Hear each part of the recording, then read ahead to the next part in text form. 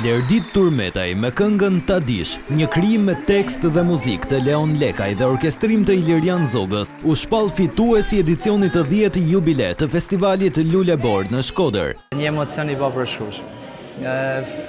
Normalisht një ëndër që realizohet më në fund, por të drejtën ja vleti me këtë këngë që pata rastin, që merdi një mrekulli. Thash do marr pjesë, realisht. Kishte në orë të 2 pundata që s'merr pjesë, por me këtë thash, okej, edhe po s'u bë fundja, se ne nëse jam malla është me dal këtu në skenën e teatrit Mixheni.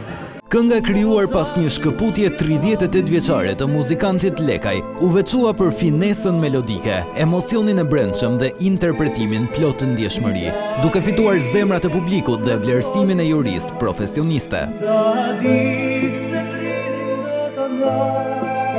Për 2 net me radhë, skena e teatrit Mixheni u kthye në një festë të bukur muzikore, ku u ngjitën 16 krijime të reja artistike, si dhe emra që ndër vite kanë ruajtur e kultivuar këngën qytetare. Mendoj se edhe këngët në mënyrë të veçantë, këngët që dolën sante, edhe kënga fituese, sjell një pikë referencet, jo absolute, sepse krijimtaria gjithmonë sjell surprizat e veta, mund të ketë edhe realizime në format e tjera, por është një pikë referencë që meriton të marrët në konsiderat. Lulebor, ky festival që ka marrë jetë, që ka arritur në edicionin e 10, mendoj që ishte një hap i rëndësishëm, për arsye se prurjet ishin shumë të bukura. Unë mendoj që sot që i kemi dëgjuar të gjithë këngët, ka qenë një buqet e vërtet, e simbolikës e këngës shkodrane dhe jo vetëm.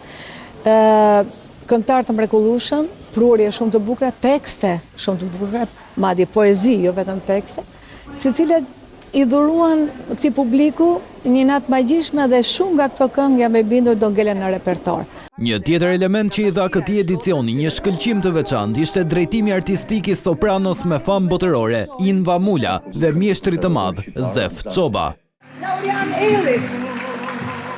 Çmimi i dytë i festivalit shkoi për Laurian Elli me këngën Shkodër Loce dhe çmimi i tretë për Martina Serreqi me këngën Në rrugicat e Shkodrës. Kjo larmi krijimesh e shndroi festivalin në një mozaik emocionesh ku muzika e re takoi traditën dhe ku çdo këngë u bë një dëshmi e përkushtimit ndaj artit, gjuhës dhe identitetit shqiptar.